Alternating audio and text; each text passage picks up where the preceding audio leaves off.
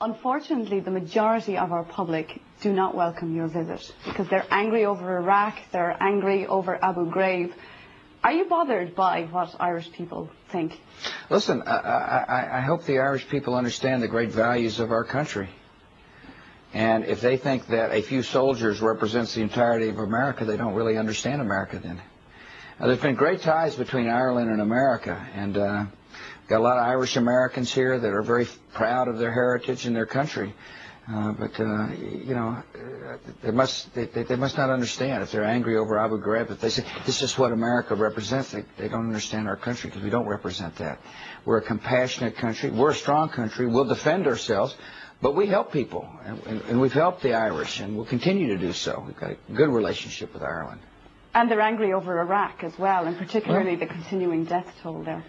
Well, I can understand that. People don't like war, but what they should be angry about is the fact that there was a brutal dictator there that had destroyed lives and put them in mass graves and had torture rooms. Listen, I wish they could have seen the 7 men that came to see me in the Oval Office. They had their right hands cut off by Saddam Hussein because the currency had devalued when he was the leader. See? And guess what happened? And Americans saw the fact that they had their hands cut off and crosses or X's carved in their forehead. And he flew them to America, and they came to my office with a new hand, grateful for the generosity of America and with Saddam Hussein's brutality in their mind. Now, look, Saddam Hussein had used weapons of mass destruction against his own people, against the neighborhood. He was a brutal dictator who posed a threat, such a threat that the United Nations voted unanimously to say, Mr. Saddam Hussein... Indeed, Mr. President, but you didn't find the weapons of mass destruction. May I finish?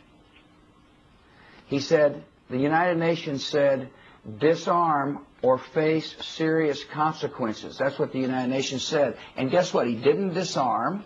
He didn't disclose his arms. And therefore, he faced serious consequences. But we have found the capacity for him to make a weapon. See, he had the capacity to make weapons. He was dangerous.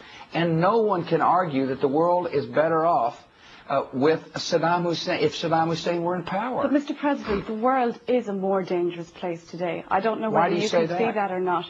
There are terrorist bombings every single day. It's now a daily event. It wasn't like that 2 years ago. What was it like September the 11th, 2001? It was a relative calm. But if your response to Iraq is considered... Let me finish, please. Please. You ask the questions, and I'll answer them if you don't mind. On September the 11th, 2001, we were attacked in unprovoked fashion. Everybody thought the world was calm. And then there had been bombings since then. Not because of my response to Iraq. There were bombings in Madrid. There were bombings in Istanbul. There were bombings in Bali. There were killings in Pakistan. Indeed, Mr. President, and I think Irish people understand that, but I think there is a feeling that the world has become a more dangerous place because you have taken the focus off Al-Qaeda and diverted into Iraq. Do you not see that the world is a more dangerous place? I saw 4 of your soldiers lying dead on the television the other day, a picture of 4 soldiers just lying there without their flak jackets. Listen, nobody cares more about the death than I do. Is there a point at which... Let me finish, please. Let me finish, and then you can follow up if you don't mind. Nobody cares more about the deaths than I do. I care about it a lot. But I do believe the world is a safer place and becoming a safer place. I know that a free Iraq is going to be necessary part of changing the world. Listen, people join terrorist organizations because there's no hope. And there's no chance to raise their families in a peaceful world where there is not freedom. And so the idea is to promote freedom and at the same time protect our security. And I do believe the world is becoming a better place, absolutely. Mr. President, you are a man who has a great faith in God. I've heard you say many times that you strive to serve somebody greater than yourself. Right. Do you believe that the hand of God is guiding you in this war on terror? I think that my relationship with God is a very personal relationship. And I turn to the good Lord for strength. And I turn to the good Lord for guidance. I turn to the good Lord for forgiveness. But the God I know is not one the God I know is one that promotes peace and freedom. And but I get great sustenance from my personal relationship. That doesn't make me think I'm a better person than you are, by the way. Because one of the great admonitions in the good book is, don't try to take a speck out of your eye if I got a log in my own. You're going to meet Bertie Ahern when you arrive in Shannon Airport tomorrow. Yeah. I guess he went out on a limb for you, presumably because of the great friendship between our two countries. Can you look him in the eye when you get there and say, it will be worth it, it will work out? Absolutely. I wouldn't be doing this. I wouldn't have made the decisions I did if I didn't think the world would be better. Of course. But I'm not going to put people in harm's way or young if I didn't think the world would be better. Why is it now, that let me finish. And so, yes, I can turn to my friend Bertie Ahern and say, thank you. Thanks for helping. And I appreciate it very much. And there'll be other challenges, by the way. Why is it that others don't understand what you're about? I don't know. History will judge what I'm about. But I'm the kind of person, I don't really try to chase popular polls, or popularity polls. My job is to do my job and make the decisions that I think are important for our country and for the world. And I argue strongly that the world is better off because of the decisions I have made, along with others. America's not in this alone.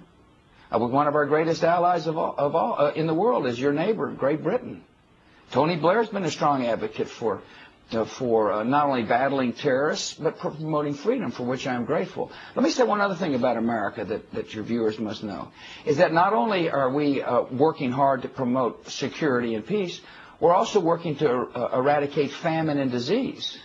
There's no more generous country on the face of the earth than the United States of America when it comes to fighting HIV/AIDS. As a matter of fact, it was my initiative that asked Congress to spend $15 billion over 5 years to battle this pandemic. And we're following through on it. And no other country in the world feeds more of the hungry than the United States. And so we're a compassionate nation. Mr. President, I know your time is tight. Can I move you on to Europe? Are you satisfied that you are getting enough help in Iraq from European countries? You have come together, you are more friendly now, but they're not really stepping up to the plate with help, are they? Well, I think, first of all, most of Europe supported the decision in Iraq. Really what you're talking about is France, isn't it? And they didn't agree with my decision. They did vote for the UN Security Council resolution that said, disclose, disarm, or face serious consequences. We just had a difference of opinion about when you say something, do you mean it?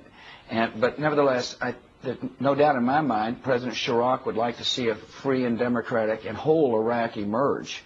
And same in Afghanistan. They've been very helpful in Afghanistan. They're willing to forgive debt in Iraq. But most European countries are very supportive and are participating in the reconstruction of Iraq. And how do you see the handover going? The next few weeks are going to be crucial. Can democracy really flourish with the violence that's going on? 100 Iraqis dead today, Mr. President. Yeah, no, I don't like death either. I mean, you keep emphasizing the death, and I don't blame you. But all that goes to show is the nature of the enemy. These people are willing to kill innocent people. They're willing to slaughter innocent people to stop the advance of freedom. And so the free world has to make a choice. Do we cower in the face of terror, or do we lead in the face of terror? And I'm going to lead in the face of terror. We will not let these terrorists dash the hopes and ambitions of the people of Iraq. There's some kind of attitude that says, oh gosh, the terrorists attack, let's let the Iraqis suffer more. We're not going to let them suffer more. We're going to work with them. And I'm most proud of this fella, Prime Minister Alawi. He's strong and he's tough. He says to me, Mr. President, don't leave our country. Help us secure our country so we can be free. Indeed, Mr. President, just to get back to that, can I just turn to the Middle East? Sure. You will be discussing at the EU summit the idea of bringing democracy to the broader Middle East. Right. Is that something that really should start, though, with the solving of the Israeli-Palestinian crisis? Well, I think, first of all, you've got a democracy in Turkey. You've got a democracy emerging in Afghanistan. You've got a democracy in Pakistan. But shouldn't that be on the top of the list? Please for a minute, okay? It'd be better if you let me finish my answers, and then you can follow up if you don't mind.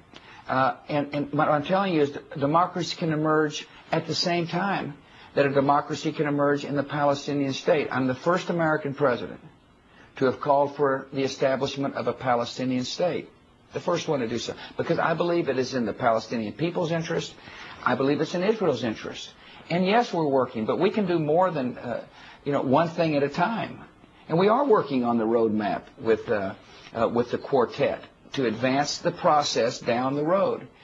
Like Iraq, the Palestinian and the Israeli issue is going to require good security measures. And a bit more even-handedness from America?